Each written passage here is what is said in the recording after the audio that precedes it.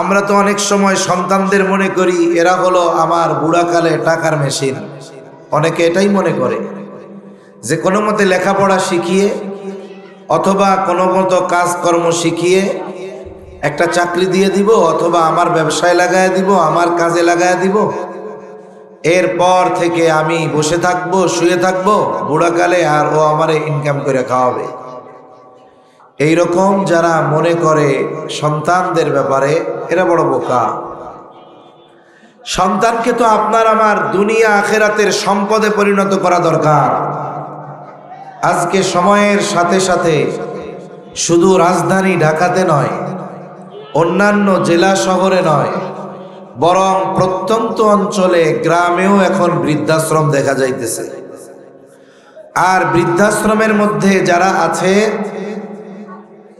এদের অধিকাংশ মানুষ দেখা যাবে যে এরা একেবারে রাস্তায় পড়ে থাকার মতো দরিদ্র এরকম মানুষ নয়। অধিকাংশ মানুষের অতীত খুঁজলে দেখা যায় এরা একটা সময় অনেক সম্পদের মালিক ছিল, টাকা পয়সার মালিক ছিল। এমন না যে তাদের সন্তান নাই, কিচ্ছু নাই, বলে সব আছে। ইউরোপ আমেরিকাতে সেটেল, ঢাকা শহরে 10 তলা বাড়িও আছে, কিন্তু আফসোস সন্তানগুলোর প্রকৃত হক আদায় না করার কারণে ওই সন্তানের 10 তলা বাড়ির গাছতলায়ও তার জায়গা হয় না। কিন্তু আপনি এমনটা দেখাতে পারবেন না যেই পিতা তার সন্তানকে দ্বীন শিখিয়েছে, আলেম বানিয়েছে বলতেছি না, দ্বীন শিখিয়েছে, শরিয়ত তার যেই হকগুলো সন্তানের তার উপরে সাব্যস্ত করে দিয়েছে এই হকগুলো আদায় করেছে। বলে এইরকম সন্তান যদি ঠেলা গাড়িও ঠেলে, এইরকম সন্তান যদি সদরঘাটে কুলিগিরিও করে, ওই যে বাপ হক আদায় করেছে, দ্বীনের কিছুটা বুঝ তার মধ্যে আছে, বলে ঠেলা গাড়ি ঠেলে হলেও, কষ্ট করে হলেও সে তার পিতা মাতাকে সর্বোচ্চ শ্রদ্ধা করে, সম্মান করে, হক আদায় করার চেষ্টা করে। ঠিক কিনা বলেন? এজন্য দুনিয়ার অনেক মা বাবা, বিশেষ করে বাবা, সন্তানদের জন্য সব সম্পদ ব্যয় করার পরেও দেখা যায় যে জীবনের পড়ন্ত বেলায় এই সন্তানের বোঝা তাদের হতে হয়, তাদেরকে সন্তান পাঠায়া দেয় বৃদ্ধাশ্রমে। এরকমটা কেউ কামনা করে না। একেবারে গরিব থেকে নিয়ে ধনী কোনো পিতা এই আশা করে না, কোনো মা এই আশা করে না যে আমি আমার জীবনের পড়ন্ত বেলায় সন্তানদের কাছে অবহেলার বস্তু হয়ে আমি বৃদ্ধাশ্রমে পড়ে থাকব। বলেন তো, এইরকম কোন পিতা মাতা কি কামনা করে? জোরে বলেন, করে? করে না। সেজন্য আমাদের কি করণীয়? বলে যারা করে নাই তারা প্রথমে বিবাহ যদি না করে থাকে, বিবাহের ক্ষেত্রে দ্বীনদারিত্বকে প্রাধান্য দিবে। এরপরে বিবাহ হয়ে গেল, বিবাহ হয়ে যাবার পর সন্তান মানুষ করার ক্ষেত্রে সবচাইতে বেশি ভূমিকা থাকে মায়ের, সবচাইতে বেশি অবদান থাকে মায়ের। বলে মা সন্তান গর্ভে আসার পর থেকে নিয়ে এই দায়িত্ব তার উপরে চলে আসে। কেন? বলে যখন পিতা মাতার মিশ্রিত এক ফোঁটা শুক্র কীট মায়ের রেহেমে পৌঁছিয়ে যায়, বাচ্চাদানিতে পৌঁছিয়ে যায়, একেবারে ক্ষুদ্র এক ফোঁটা ওই পানি থেকে আল্লাহ তাআলা আমাদেরকে সৃষ্টি করেছেন। আল্লাহ সুবহানাহু ওয়া তাআলা ওই পানিটাকে 120 দিনের একটা প্রসেসিং এর পর আল্লাহ সুবহানাহু ওয়া তাআলা একটা মাংস পিণ্ডে রূপদান করেন। 120 দিন পরে কি হয়? মাংস পিণ্ড হয়। অপারেটরে আসতে বলেন, আমি বুঝাই দেই কি করতে হবে। 120 দিন পরে একটা মাংসের টুকরায় পরিণত হয়। ওই মাংসের টুকরায় পরিণত হওয়া পর্যন্ত আমরা ছিলাম মৃত। আমরা কি ছিলাম? আওয়াজটা ছেড়ে দেন, ওর মধ্যে বাজে কেন? আওয়াজ ভেসে আসে না কেন? টন টন করবে আওয়াজ। হ্যাঁ, ইকো লাগবে না, রিভার্ব দেন। আপনারা তো বললাম, আওয়াজটা ছেড়ে দেন, পুরো ভোকাল মোকাল বাদ দেন, টন টন করেন আওয়াজ।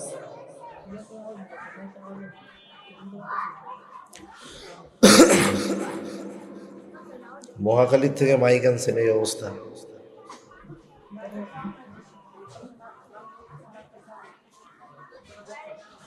তাহলে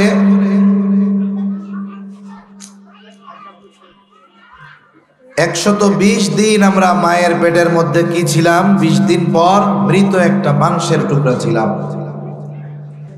আল্লাহ সুবহানাহু ওয়া তাআলা 120 দিন পরে, এই নয়েজ হবে না, হালকা ডিলে দেন। এত কথা বলে কি সাউন্ড ঠিক করানো যায়? কি আওয়াজ হইতেছে?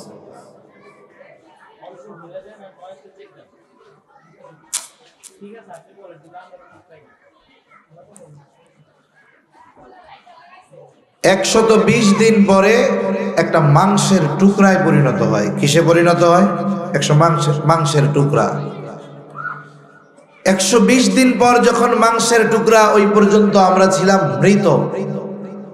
এরপরে আল্লাহ সুবহানাহু ওয়া তাআলা একজন ফেরেশতাকে মায়ের রেহেমে, মায়ের গর্ভের মধ্যে পাঠায়া দেয়। এই ফেরেশতা আল্লাহ তাআলার নির্দেশে আমার আপনার যেই মৃত মাংসের টুকরা মায়ের গর্ভে অবস্থায় ছিলাম, ওইখানে ওই মৃত মাংসের টুকরার মধ্যে আল্লাহ তাআলার নির্দেশে রূহ ফুঁকে দেয়। এবার কি হলো? বলে ছিলাম মরা, এখন হইলাম তাজা, জিন্দা হইলাম। মায়ের পেটের ভিতরে বাচ্চা এবার জীবিত। বলে একটা মানুষ কতক্ষণ পর্যন্ত জীবিত বলে সাব্যস্ত করা হয়? বলে যতক্ষণ তার দেহে পালস থাকে, হার্ট যতক্ষণ পাম্পিং করে, ততক্ষণ পর্যন্ত তাকে জীবিত বলে সাব্যস্ত করা হয়।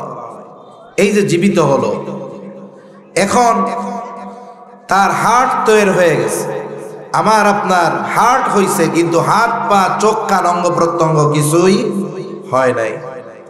বলে ওই সময় থেকে নিয়ে মায়ের পেটের ভিতরে বাচ্চা, মা যেটা অনুভব করে, মায়ের ওই অনুভব, চিন্তাধারা, এর প্রভাব ওই বাচ্চার উপরে পড়ে। সুবহানাল্লাহ। অথচ কিছুই হয় নাই, শুধু কি হইছে? হার্টটা হইছে। এরপরে যখন সন্তান আস্তে আস্তে মায়ের গর্ভে বড় হয়, তার অঙ্গ প্রত্যঙ্গ হয়, হাত হয়, পা হয়, কান হয়, চোখ হয়। চিকিৎসা বিজ্ঞান বলে সন্তান যখন মায়ের গর্ভে শ্রবণ শক্তি পায়, বলে মা যা বলে, মা যা শোনে, এর সব কিছু মায়ের গর্ভে ওই সন্তান শুনতে পায়। মা যা চিন্তা করে তার প্রভাব বাচ্চার উপরে পড়ে। মা যা শুনে বাচ্চা মায়ের পেটের ভিতরে তা শুনতে পায়। মা যা বলে বাচ্চা মায়ের পেটের ভিতরে তা শুনতে পায়। এই বিষয়গুলোকে গবেষণা করে আমেরিকার একজন ডাক্তার, তিনি গর্ভবতী মহিলাদের উদ্দেশ্যে বলেন, আপনারা যদি চান আপনাদের সন্তান ভালো গায়ক হবে, তাহলে আপনি গান গাইবেন বেশি বেশি। আপনাদের সন্তান যদি আপনি চান অভিনেতা হবে, তাহলে যার অভিনয় পছন্দ তার অভিনয় আপনারা বেশি বেশি দেখবেন। চিন্তা করে দেখেন, উনি বলতেছে গান শুনলে সন্তান গায়ক হবে, কণ্ঠ ভালো হবে। গান শুনলে যদি ভালো গায়ক হয়, অভিনয় দেখলে যদি সন্তান অভিনেতা হয়, বলেন তো মা যদি সন্তানকে গর্ভে নিয়ে কোরআন তিলাওয়াত করে, তাহলে ওই সন্তান কোরআন তিলাওয়াত করনে ওয়ালা হবে কি হবে না? আমরা ছোটবেলায় ওয়াজ শুনতাম, কুতুবউদ্দিন বখতিয়ার কাকি রহমাতুল্লাহি আলাইহি বলে যখন 6 বছর বয়স, ওনার মা ওনাকে নিয়ে গেছে মক্তবে হুজুরের কাছে আলিফ বা তাসা শেখানোর জন্য।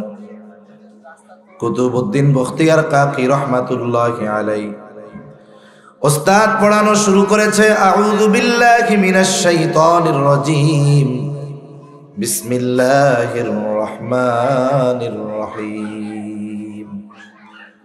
এইবার ছোট বাচ্চা সেও শুরু করেছে, আউযু বিল্লাহি মিনাশ শাইতানির রাজীম, বিসমিল্লাহির রহমানির রহিম। ওস্তাদ তো থেমে গেছে, কিন্তু ছাত্র থামে না। ছাত্র তিলাওয়াত শুরু করে দিয়েছে, সূরা ফাতিহা পড়ে ফেলেছে, সূরা বাকারা, আলে ইমরান, সূরা নিসা, সূরা মায়েদা, এইভাবে পড়তে পড়তে 18 পারা যখন তার শেষ, এইবার ছেলেটাও তার পড়া শেষ করেছে, থেমে গিয়েছে। ওস্তাদ তার মাকে বলে, কি ব্যাপার, আপনি বাচ্চাকে আনছেন আলিফ বা তাসা শেখানোর জন্য, কিন্তু আপনার সন্তান তো একসাথে 18 পারা পড়ে ফেলেছে, 18 পারার হাফেজ। আপনি কি বাসায় আপনার সন্তানকে পড়াইছেন নাকি? আপনি কি হাফেজা নাকি? এইবার বখতিয়ার কাকির মা বলে, আমি তো পূর্ণাঙ্গ কোরআন হিফজ করতে পারি নাই, 18 পারা হিফজ করার সৌভাগ্য হয়েছে, এরপরে আমার বিবাহ হয়ে গেছে। তাহলে আপনি কি সন্তানকে এগুলা পড়াইছেন? বলে না। শুনাইছেন? বলে হ্যাঁ শুনাইছি। আমার সন্তান যখন আমার গর্ভে এসেছে, আমি তাকে পেটে নিয়ে কত শত হাজার বার এই 18 পারা তিলাওয়াত করেছি, এর কোনো হিসাব নাই। আবার যখন ও দুনিয়ায় আসছে, আমার পবিত্রতা অর্জনের পর থেকে নিয়ে এই 6 বছর পর্যন্ত কত হাজার বার যে আমি তাকে 18 পারার তিলাওয়াত শুনিয়েছি, এর কোনো হিসাব আমি করতে পারবো না, বলতে পারবো না। এইবার ওস্তাদ বলে, তাহলে আপনার এই সন্তান আপনার কাছ থেকে শুনে শুনে 18 পারার হাফেজ হয়ে গেছে। এটা শুনে এক সময় অনেকেই বলতো, এটা কিভাবে সম্ভব? শুনে শুনে 18 পারার হাফেজ হইল, সম্ভব কেমনে? ইন্টারনেটে সার্চ দিলে সম্ভবত আলজেরিয়ার একটা ছেলে আছে, ওইটা মার পেটে কোলে হাফ প্যান্ট পরে কোলে থাকে, তা ওর আম্মা যেখান থেকেই কোরআনের যেখান থেকেই তিলাওয়াত করুক না কেন, তিলাওয়াত করার সাথে সাথে এর পর থেকে ওই বাচ্চাটা পড়া শুরু করে দেয়। বয়স 3.5-4 বছর হতে পারে। এই জামানায় যদি আল্লাহ তাআলা মাতে একটা সন্তানকে এইরকম মেধা দিতে পারে, তাহলে কুতুবউদ্দিন বখতিয়ার কাকি ওই জামানার মানুষ, যেই জামানায় এখনকার মতো এত পাপাচার অনাচার ছিল না, যেই জামানার মায়েরা দিনদার ছিল, পাপের থেকে বেঁচে থাকতো, বলেন তো ওই জামানার মা সন্তানকে তিলাওয়াত শুনিয়েছে, শুনে শুনে সন্তান 18 পারার হাফেজ হয়েছে, বলেন তো এটা অসম্ভব নাকি? এটা সম্ভব, কোনো ব্যাপার না।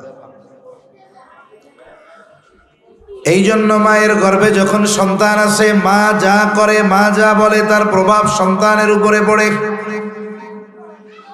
এই জন্য মায়েদের দায়িত্ব হলো, সন্তান যখন তার গর্ভে আসবে, বিশেষ করে সেই সময়গুলোতে বেশি বেশি কোরআন তিলাওয়াত করা। বলে যদি কোরআন পড়তে না পারে, বেশি বেশি জিকির, দুরূদ শরীফ পড়া। নফল ইবাদত যদি না করতে পারে, বেশি বেশি ইস্তেগফার পড়া। বলে সে সন্তানকে গর্ভে নিয়ে যদি এই কাজগুলো করে, আশা করা যায় সন্তানের মধ্যে তার এই কাজগুলোর প্রভাব পড়বে, কোনো সন্দেহ নাই। কিন্তু এখনকার জামানায় কি করে? বলে যখন মায়ের গর্ভে সন্তান আসে, মা তখন স্বামীর কাছে বলে, আমার একটা মোবাইল কিনে দেন, টাচ ফোন কিনে দেন। এবার টাচ ফোন কিনে দেয়, এমবি কিনে দেয়, সিম ভরে, তারপরে ওয়াইফাই লাইন নিয়ে দেয়। এই গর্ভকালীন পুরা সময়টা দেখা যায় মোবাইল টিপে টিপে, মোবাইল দেখে দেখে এই সময়গুলো অতিবাহিত করে, ঠিক কিনা বলেন? এজন্য কি হয়েছে? বলে 2-3 দিনের বাচ্চাও যদি কান্নাকাটি করে, ওই বাচ্চার সামনে মোবাইল ধরলে কান্না থেমে যায়। দেখছে পেটে নিয়ে মোবাইল, এখন কি আমি ইমাম সাহেব সূরা ফাতিহা পড়া ফু দিলে কান্না থামবো? প্রভাব তো কোরআনের পড়ে নাই, পড়ছে মোবাইলে। এই জন্য সন্তান কানলেই সন্তানের হাতে মোবাইল একটা ধরায় দেয়। মনে রাখবেন, এ কেমন যেন নিজের হাতে নিজের সন্তানকে হত্যা করার শামিল। এরপরে সন্তান যখন দুনিয়ায় ভূমিষ্ঠ হবে, কি করণীয়? বলে ডান কানে আযান দাও, বাম কানে ইকামত দাও। ডান কানে আযান, বাম কানে ইকামত। বলে আমাদের দেশে অনেক মানুষ বোঝে না, জানে না। সন্তান এক জায়গায় হয়, আজান আর এক জায়গায় দেওয়ায়। এটা ঠিক নয়। বলে পুরুষ যদি না থাকে তাহলে মহিলারাই, সন্তান ছেলে হোক আর মেয়ে হোক, তার ডান কানে আজান বাম কানে ইকামত দিয়ে দিবে। জরুরি একটা বিষয়।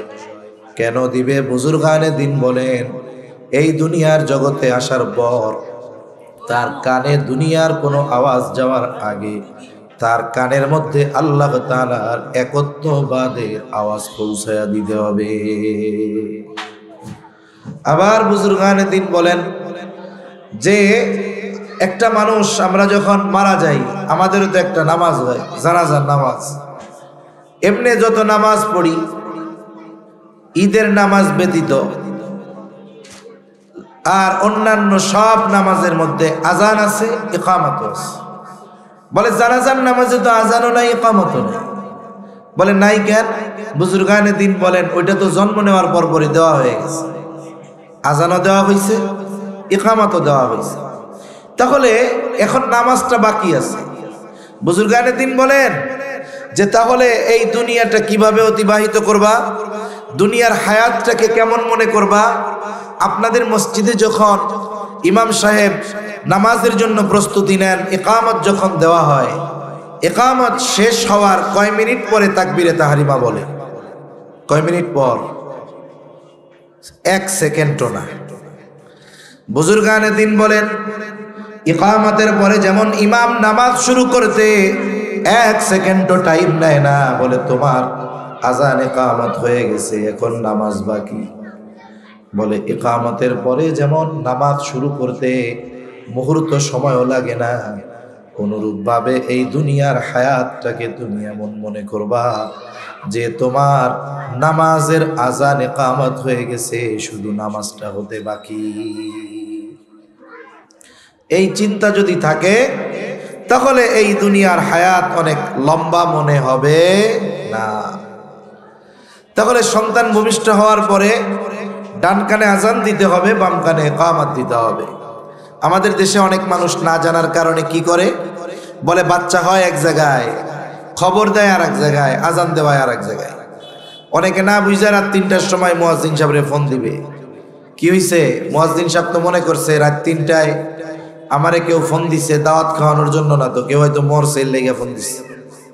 এবার ফোন ধরে কি বলে যে ভাই কে মরছে, কে মরছে? বলে না না কেউ মরে নাই, আমার একটা বলা হয়েছে, আজান দিয়ে দেন। ওই টাইমে যদি মুয়াজ্জিন ওই লোকের কথা শুনে আজান দেয়, তাহলে তো এলাকাবাসী মুয়াজ্জিনকে ঠিক রাখবে না। কারণ এলাকার মানুষ নামাজ না পড়ুক, মুয়াজ্জিন একদিন আজান উল্টা পাল্টা দিলে দেখবেন সব মসজিদে মুয়াজ্জিনকে পিটাইতে হাজির। ঠিক কিনা বলেন?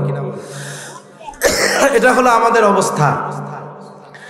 এরপরে সন্তানের যখন 7 দিন বয়স হবে, বলে মাথার চুলগুলা মুন্ডায়া দাও।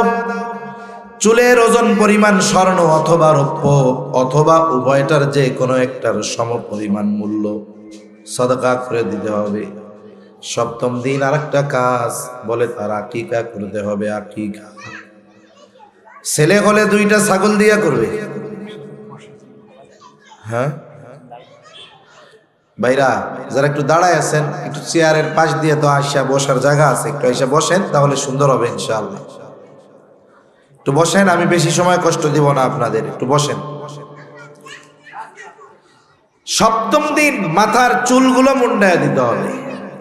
এরপরে চুলের ওজন পরিমাণ স্বর্ণ অথবা রৌপ্য অথবা উভয়টার যে কোনো একটার সমমূল্য সাদকা করে দিতে হবে। এরপরে 7ম দিন আকিকা দিতে হবে। বলে ছেলে হলে 2টো ছাগল দিয়ে, মেয়ে হলে 1টা ছাগল দিয়ে। বলে 7ম দিন, না পারলে 14তম দিন, না পারলে 21তম দিন। যদি 2টো দিয়ে আকিকা দেওয়ার মতো সামর্থ্য না থাকে, 1টা দিয়ে দিতে হবে। কিন্তু আমাদের সমাজের মানুষ অনেক সময় ইচ্ছাকৃতভাবে বিলম্ব করে। তাহলে 1টা দিয়ে দিবে, যদি 2টা দিয়ে না দিতে পারে 7ম দিন, 14তম দিন বা 21তম দিন। কিন্তু সামর্থ্য থাকার পরেও ইচ্ছা করে বিলম্ব করে। কি চিন্তা করে? বলে কোরবানির সাথে এটা দিয়ে দিবে। কোরবানির সাথে আকিকা দেওয়া জায়েজ, তবে আপনার সুন্নাত অনুযায়ী আমল করবার সুযোগ থাকার পরেও আপনি কেন ইচ্ছাকৃতভাবে জায়েজের দিকে যাবেন? আমলের ক্ষেত্রে সুন্নাহকে অগ্রাধিকার দিতে হবে। এজন্য আপনার দুইটা দেওয়ার সামর্থ্য নাই, আপনি একটা দিয়ে যথাসময়ে দিয়ে দেন। অনেকে কি করে, এই কোরবানির সময় যখন কাছাকাছি হয় তখন দেখবেন অনলাইনে ফেসবুকে এক গ্রুপ লিখবে আকিকার সাথে কোরবানি, কোরবানির সাথে আকিকা এটা জায়েজ নয়, কোরবানি হবে না। এই তো ফেসাদ। সাধারণ মানুষ যারা বুঝে না এখনো ওই ফোন দিবে, হুজুর অমুক হুজুরে বলল, মোবাইলে দেখলাম অমুক তমক আকিকার সাথে কোরবানির সাথে নাকি আকিকার পশু আকিকার নিয়ত করা যাবে না, তাইলে নাকি কোরবানি হবে না। এখন জিজ্ঞাসা করলাম, ভাই এটা জায়েজ, দেওয়া যাবে, অসুবিধা নাই, তবে আকিকা যথাসময়ে দেওয়া উত্তম। কার আকিকা দিবেন? যথাসময়ে দিতে পারেন নাই। দেখা যায় অনেকে এরকমও বলে, হুজুর কিছু মনে করেন না, আমার নাতির আকিকা দিতে গেছিলাম, আমার মা এখনো বাইচা আছে, এখন আমার মা কইতেছে, বাজান রে আমাকে তো ভুল হয়ে গেছে, তোর তো আকিকা দেওয়া হয় নাই, কয় এখন নাতির সাথে আমারটাও দিন। এরকম লোকও আছে না নাই? এজন্য মনে রাখতে হবে এটার সাথে সন্তানের কল্যাণ অকল্যাণ ঝুলন্ত থাকে। এজন্য উচিত যেই অভিভাবকের সামর্থ্য আছে আকিকা দিয়ে দেওয়া। সপ্তম দিন আর একটা কাজ করবে, সুন্দর একটা নাম রাখবে। বলে মুসলমানের নাম এমন হবে যেই নাম তার ধর্মীয় পরিচয় বহন করবে, ডাক দিলেই যেন বোঝা যায় মুসলমানের সন্তান। কিন্তু আফসোস আমাদের সমাজে মানুষগুলো ভালো নাম লুকায় রাখে, ডাক নামটা এমন রাখে বোঝা যায় না মুসলমান না ও মুসলমান। যদি নাম রাখতে চায়, হাদিসের মধ্যে আসছে সবচাইতে আল্লাহর কাছে পছন্দনীয় নাম হলো আবদুল্লাহ আর আবদুর রহমান। বলে এলাকায় আবদুল্লাহ বেশি, আবদুর রহমান বেশি। আল্লাহ তাআলার গুণবাচক নামগুলোর সাথে আবদুন শব্দ যোগ করে নাম রাখবে। আবদুল মজিদ, আবদুস সামাদ, আবদুল খালেক, আবদুল মালিক, আবদুর রাজ্জাক। সুন্দর নাম না এগুলা? এই সুন্দর সুন্দর নামগুলা রাখবে। তা নাম রাখে কি? বলে আতিকুর রহমান টুলু, রফিকুল ইসলাম রনি, শাহিদুর রহমান জনি। এই যে নামগুলা রাখছে, রনি জনি টনি, এগুলো ডাক নাম। কারো থাকলে আমি মাফ চাই। এই নাম এ তো মুসলমানেরও আছে অমুসলমানের আছে, তার মানে এই নামের কোনো স্বকীয়তা নেই। মুসলমান তার নাম বলার সাথে সাথে বোঝা যাবে, তার ধর্মীয় পরিচয় পাওয়া যাবে মুসলমান। এজন্য নামটা, ডাক নামটা সুন্দর নাম হওয়া দরকার। বলে শুনেন, বুজুর্গানে দিন বলেন হতে পারে এই সুন্দর নামের কারণে আল্লাহ কিয়ামতে তারে মাফ করে দিতে পারে। আল্লাহ পারেন কি পারেন? পারে। হয়তো কিয়ামতের দিন আল্লাহ ডাকবে, ইয়া ইব্রাহিম, হে ইব্রাহিম। দলে দলে সব ইব্রাহিম ছুটে আসবে আল্লাহর কাছে। আল্লাহ তাআলা হয়তো জিজ্ঞাসা করবে, বান্দা আমি তো তোমাকে ডাকি নাই, আমি ডেকেছি আমার খলিল ইব্রাহিমকে। এইবার ইব্রাহিম নাম যাদের, তারা বলবে, আল্লাহ আপনি তো বলেন নাই আমার খলিল ইব্রাহিম, আপনি তো বলেছেন ইব্রাহিম, আমাদের নামও তো ইব্রাহিম। এই জন্য আপনার আওয়াজ পেয়ে আমরা আপনার ডাকে ছুটে এসেছি। হয়তো আল্লাহ তাআলা বলবে, বান্দা আমার খলিলের নামের সাথে তোমাদের নাম মিল থাকার কারণে আমি আল্লাহ তোমাদেরকে মাফ করে দিলাম।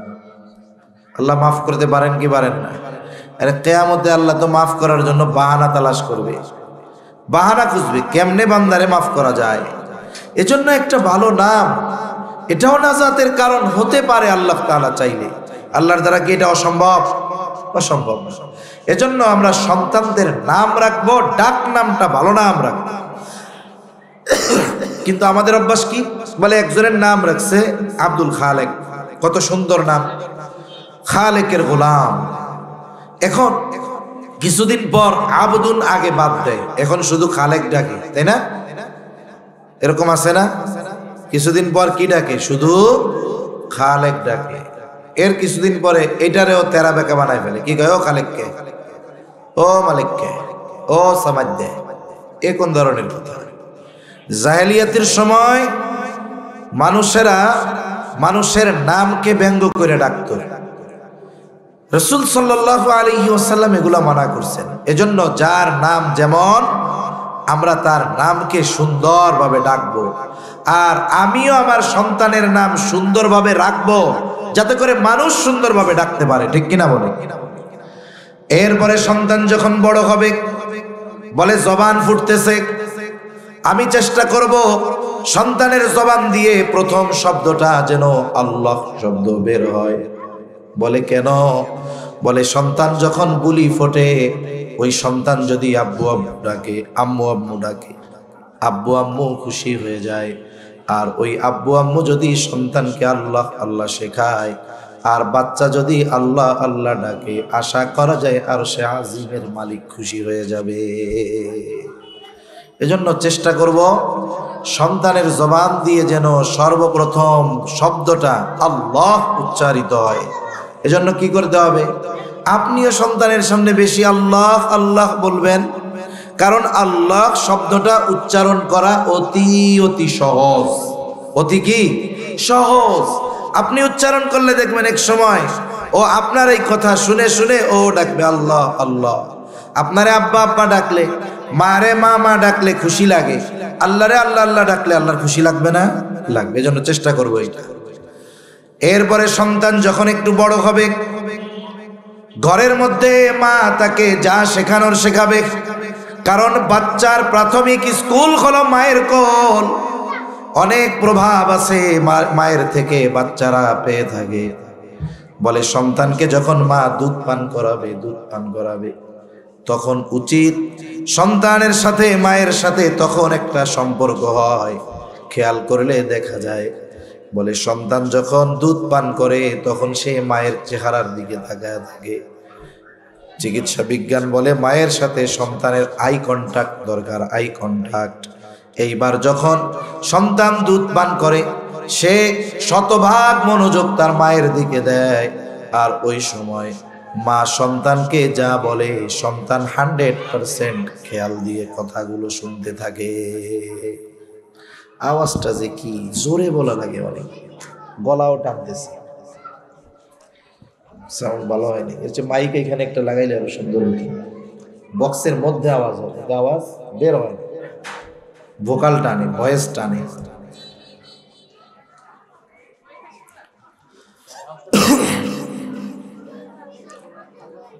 তাহলে সন্তানকে যখন দুধ পান করানো হবে, বলে সন্তান রে সব বাদ দিয়ে আপনি খালি ভলিউম দেন তো, সব বাদ দেন, সব বাদ দিয়ে খালি ভলিউম দেন।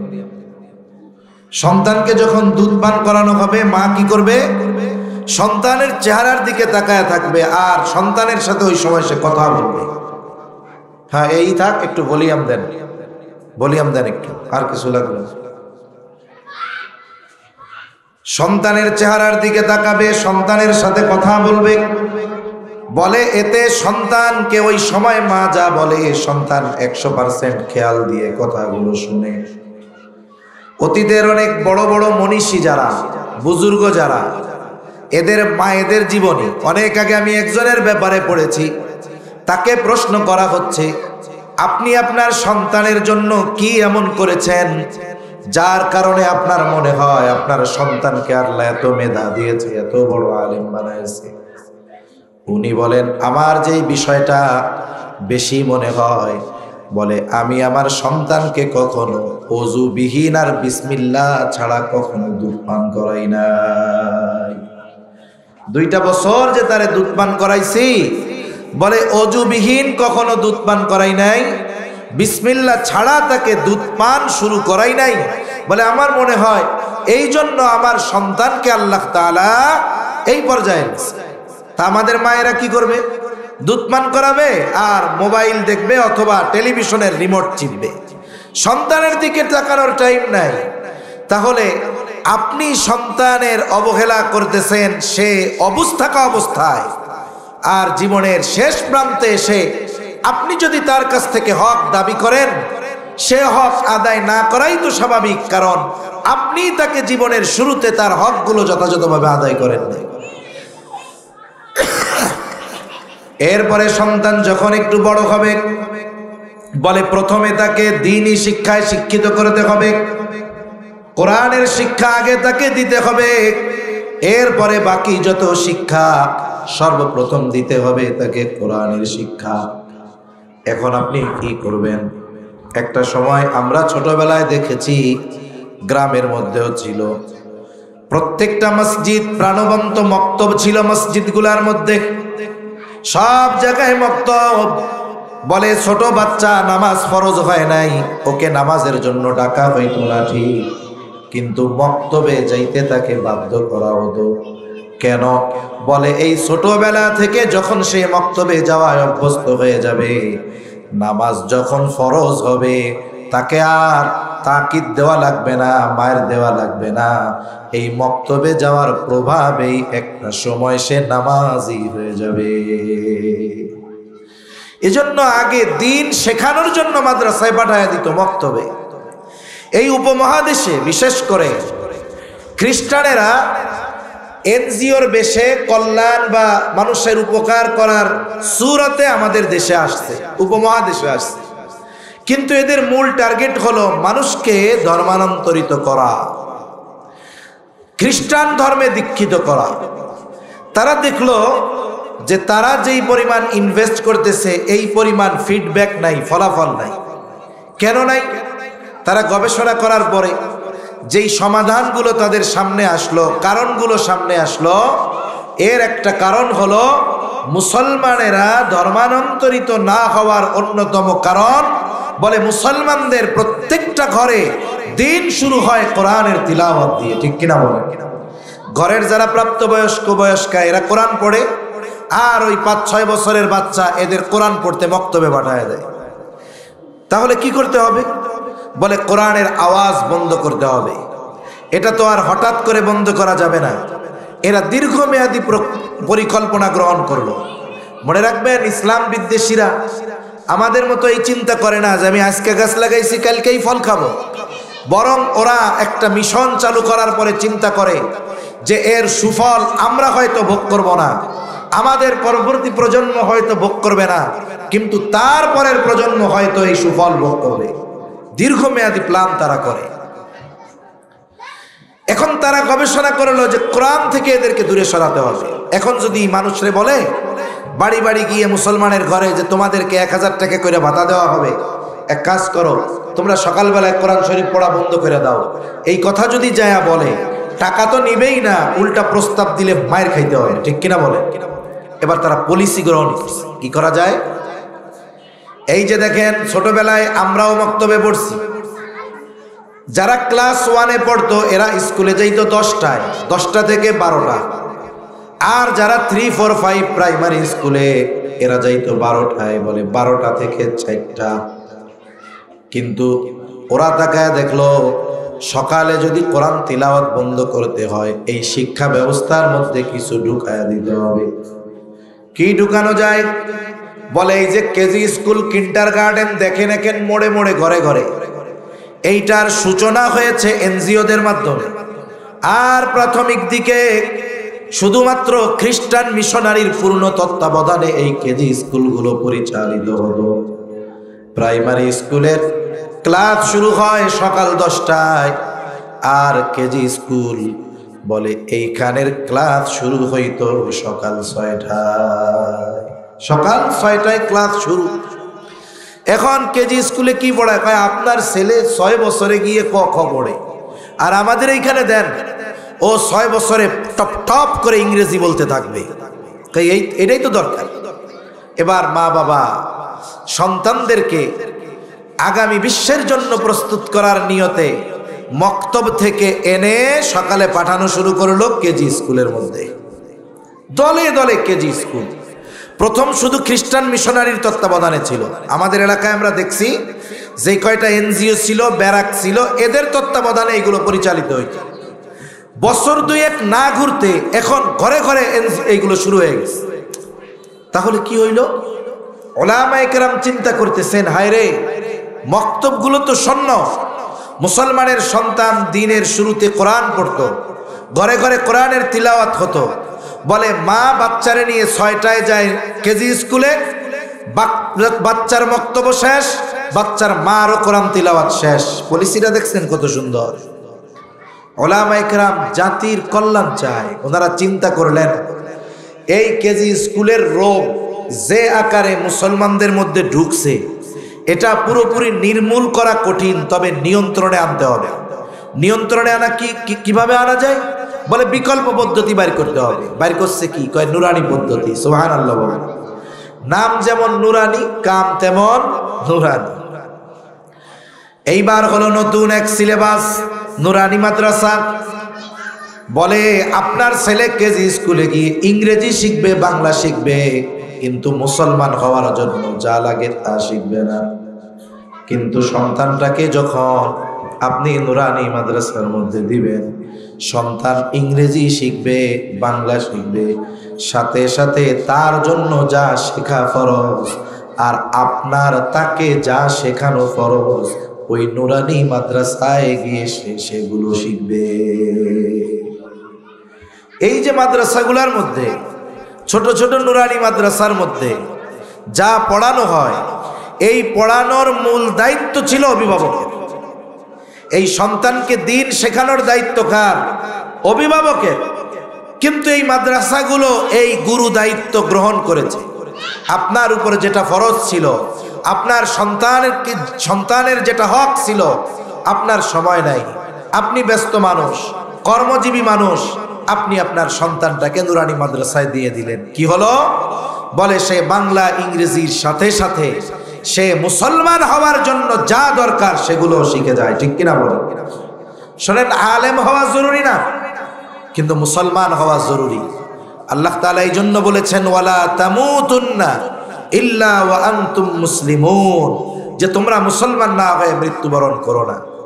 আপনার ডাক্তার বানানোর শখ, ইঞ্জিনিয়ার বানানোর শখ, আপনি বানান, তবে বাচ্চাটাকে আগে মুসলমান বানান, এরপরে অন্য কিছু বানান। যদি বাচ্চার মধ্যে দ্বীন ঢুকিয়ে দেওয়া যায়, তার ভিত্তিমূলক শিক্ষা যদি দ্বীনি শিক্ষা হয়, ভিত্তিমূলক শিক্ষা যদি কোরআনিক শিক্ষা হয়, আশা করা যায় এই সন্তান এরপরে যদি ডাক্তার, ইঞ্জিনিয়ার, যত উচ্চ শিক্ষিত হোক না কেন, হয়তো আলেম হবে না, অনেক বড় বুজুর্গ হয়তো হবে না, কিন্তু ভিত্তিমূলক শিক্ষা, দ্বীনি শিক্ষা হওয়ার কারণে ও কখনো ইসলাম বিদ্বেষী নাস্তিকে পরিণত হবে না। ঠিক কিনা বলেন? এজন্য যেই বিল্ডিং এর ভিত্তি যত মজবুত, ওই বিল্ডিং এর স্থায়িত্ব তত বেশি। যেই বিল্ডিং এর ভিত্তি যত মজবুত, বলে ভূমিকম্পের সময় ওই বিল্ডিং তত ভূমিকম্প সহনীয় হয়। আর যেই বিল্ডিং এর উপরে সুন্দর, নিচে কিছু নাই, বলে হালকা পাতলা একটু নড়াচড়া দিলেই ওইটা কায়েত হয়ে পড়ে যাবে। ঠিক কিনা বলে? এজন্য মনে রাখবেন, জ্ঞানের মূল ভিত্তি হলো এই কোরআনের শিক্ষা। আপনি যদি আপনার সন্তানকে এই কোরআনের শিক্ষায় শিক্ষিত না করেন, আল্লাহর কসম আপনি সন্তানের হক নষ্ট করতেছেন। এজন্য অনুরোধ থাকবে আপনাদের কাছে, আপনারা ডাক্তার, ইঞ্জিনিয়ার যা বানান বানান, আগের দিন শেখান। ক্লাস 3 পর্যন্ত পড়ান। অনেক নুরানি মাদ্রাসায় 3 পর্যন্ত আছে, অনেক জায়গায় 5 পর্যন্ত পড়ায়। ফলাফল কি? এর ফলাফল অনেক। বলে গত বছর এক জায়গায় ফেনীতে, ওই জায়গায় আলোচনা হলো যে প্রাইমারি স্কুলগুলায় অত্যাধুনিক বিল্ডিং, আবার অনেক জায়গায় দুপুরবেলা টিফিন দেওয়া হয়, শিক্ষকদের উচ্চ অঙ্কের বেতন দেওয়া হয়, এরপরেও অবস্থা কি? বলে প্রাইমারি স্কুলগুলো খালি হয়ে যাচ্ছে। 7:15 নামাজ, হ্যাঁ, এখানেও 7:30। আচ্ছা ঠিক আছে, 7:30 পর্যন্ত করি না, 7:30 মানুষের সময় আছে তো, আজানটা একটু শেষ হোক। এখানে 7:30 নামাজ, যথাসময় নামাজ হবে। আমরা কমপক্ষে 15 মিনিট আগে শেষ করে দেবো ইনশাআল্লাহ। আজানটা শেষ হোক। মাদ্রাসার ব্যাপারে তদারকি করা দরকার। আচ্ছা বলেন তো, সব ফ্যাসিলিটি দেওয়ার পরেও প্রাইমারি স্কুলে ছাত্রছাত্রী নাই কেন? এজন্য মাদ্রাসা দায়বদ্ধ, দায়ী, নাকি প্রাইমারি স্কুল যারা চালায় তারা দায়ী? কারা দায়ী? প্রাইমারি স্কুল যারা চালায় তারা দায়ী। কেন বিল্ডিং থাকার পরেও ভাঙ্গা ঘরের মধ্যে এসে তারা নুরানি পড়তে আসে? খোঁজ নেন। কারণ এদেশের মানুষ তারা চায় যে সে হয়তো নিজে আলেম হয় নাই, সে হয়তো টাকা পয়সার মালিক না, কিন্তু সন্তানটা যেন দিনদার হয়, ভালো মানুষ হয়, এটা এদেশের একজন চোর অভিভাবকও চায়। ঠিক কিনা বলে? কিন্তু আপনারা আপনাদের প্রাইমারি শিক্ষা ব্যবস্থায় আমাদের সন্তানদেরকে প্রকৃত মানুষ হওয়ার জন্য যেই সিলেবাস দরকার, যেই পাঠ্যপুস্তক দরকার, সেই পাঠ্যপুস্তক দিতে ব্যর্থ হয়েছেন বিদায় প্রাইমারি স্কুল ছেড়ে সন্তানদেরকে অভিভাবকেরা মাদ্রাসায় নিয়ে ভর্তি করতেছে। ঠিক কিনা কর?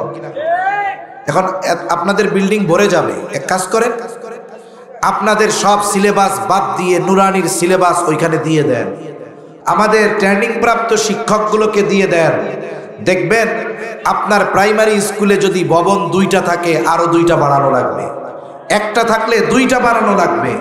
এজন্য অবস্থা এরকম যে তারা আমাদের শিক্ষা ব্যবস্থার উপরে দোষারোপ করতে চায়। কেমন যেন কিছু মানুষ আছে যে বাহিরে গ্যাঞ্জাম লাগে, পাবলিকের মায়ের খাইয়া আইসা বাসায় এসে ওয়াইফকে পিটায়। এরকম কিছু বীর পুরুষ আছে, এরা আসলে কাপুরুষ। ওনাদেরকেই ত্রুটি বিচ্যুতি সেটা বাইর করতে পারে না, মাদ্রাসাগুলোর উপরে আঘাত করার চেষ্টা করছে। আল্লাহ তাআলাও শেষ খেলা দেখায় দিছে যে মনে রাখবা, ইসলাম দ্বীন এগুলো হেফাজতের চেষ্টা আমরা করি, কিন্তু মূল হেফাজতকারী কে? সেজন্য মনে রাখতে হবে এই দ্বীনের উপরে আঘাত করা এটা কখনো সমীচীন নয়। তা আমরা সন্তানদেরকে মাদ্রাসায় দিই, এরপরে আপনি স্কুলে দেন, কলেজে দেন, ভার্সিটিতে দেন, ডাক্তার বানান, ইঞ্জিনিয়ার বানান, কারণ ডাক্তার ইঞ্জিনিয়ার দরকার। এখনকার কিছু কিছু ডাক্তার আছে ভালো, কিন্তু অধিকাংশ ডাক্তার এগুলো ডাক্তার নামের এক ধরনের ডাকাত।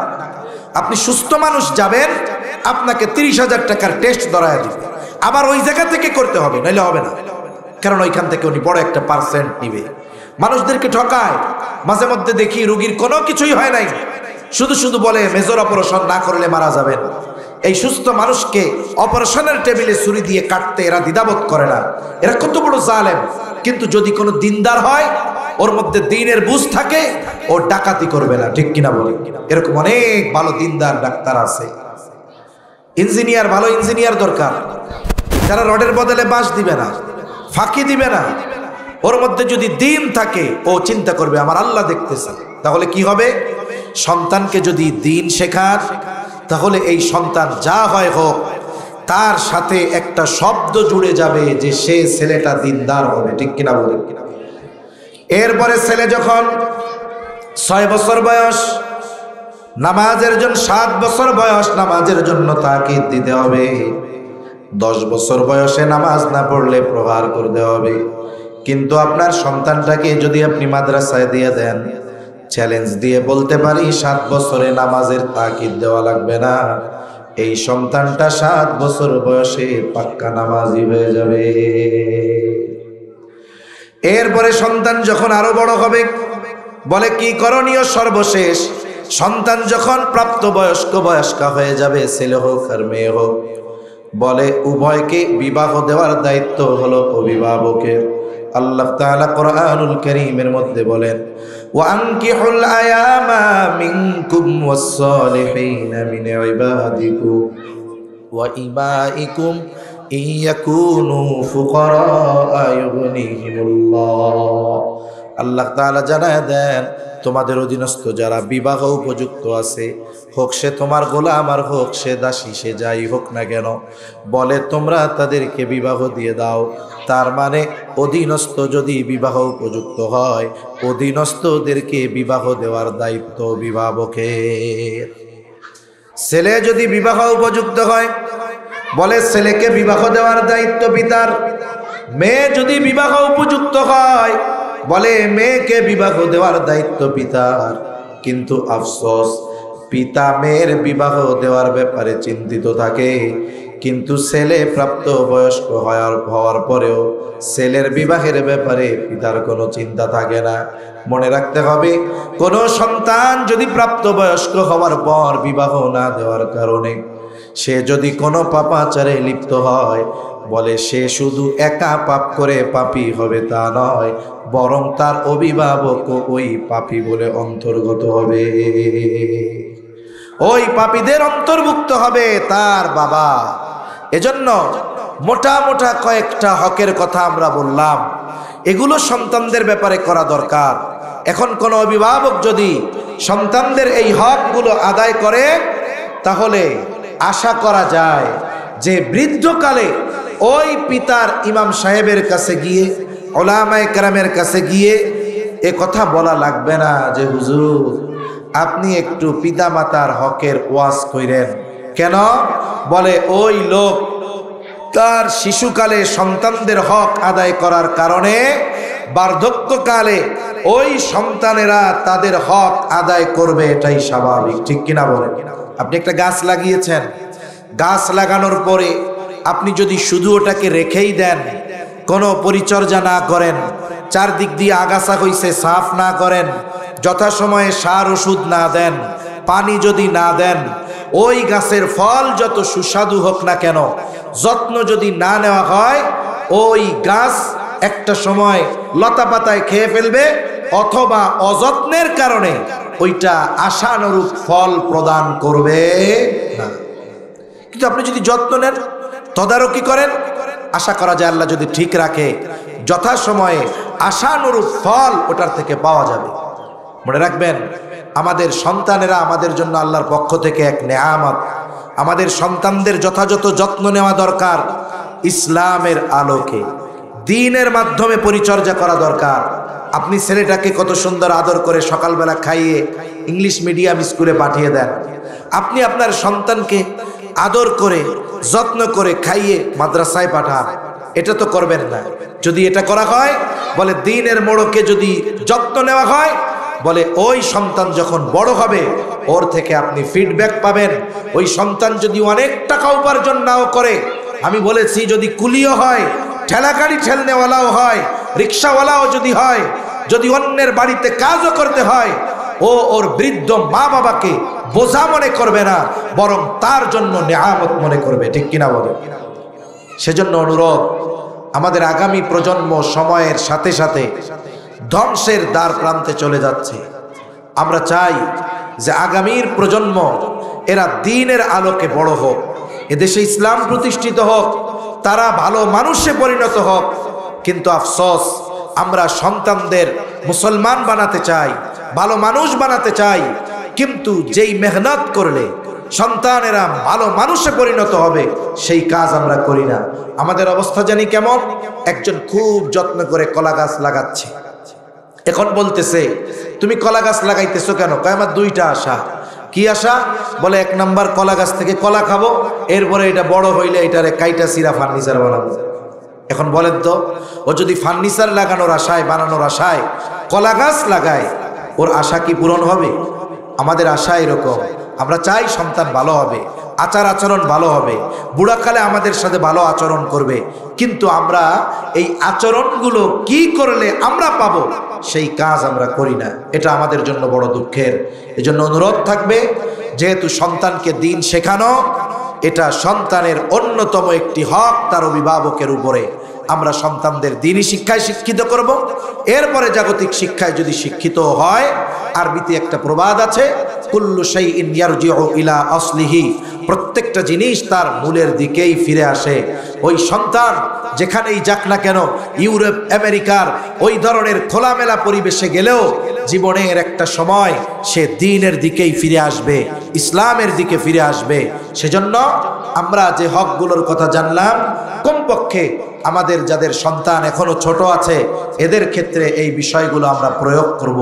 আল্লাহ সুবহানাহু ওয়া তাআলা আমাদের সবাইকে কথাগুলো বুঝবার, আমল করবার তৌফিক দান করেন। আমিন। ওয়া আখিরু দাওয়ানা আনিল হামদুলিল্লাহি রাব্বিল আলামিন। আসসালামু আলাইকুম ওয়া রাহমাতুল্লাহি।